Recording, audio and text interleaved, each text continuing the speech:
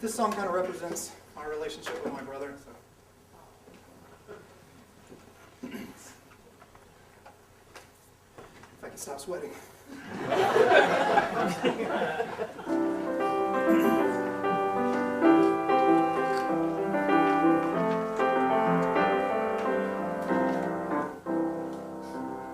There was this kid a few years back, a little older than me, lived in my house and looked a lot like my mother.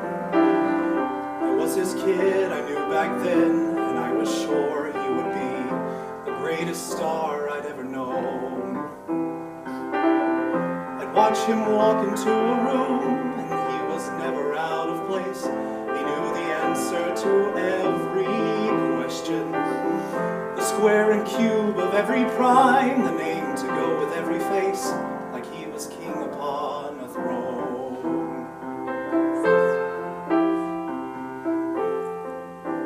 And we had nothing in common, nothing in common. My mother was convinced that I failed English out of spite. We had nothing in common, nothing in common. But 30-some years later, I'm still tortured and amazed by how David always got the answers right.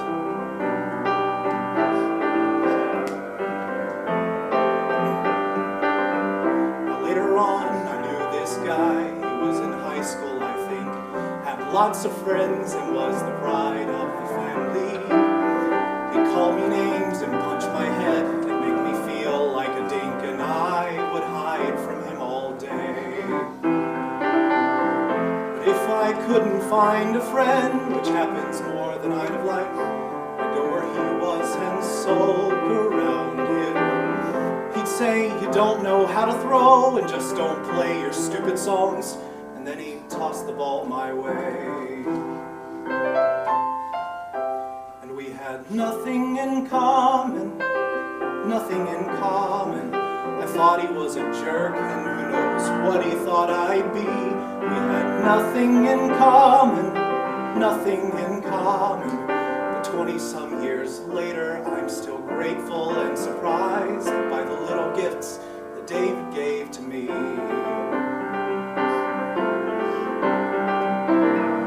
I knew this guy before I wed, who had a vision in his head of how his life would play out, and his dreams would come true. But he was stumbling, he was stalled, and every year after he called, I just think, man, there goes the loneliest guy I ever knew.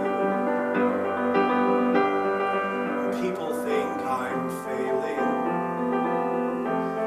they never understand. Temporary setbacks are part of what I've planned. And David had his vision, and David played his game. We have nothing much in common, but we are more or less the same.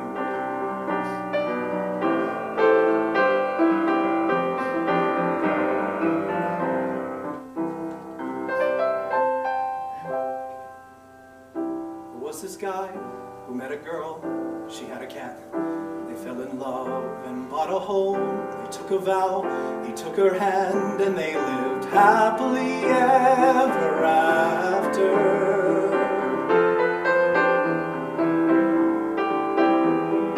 Happily ever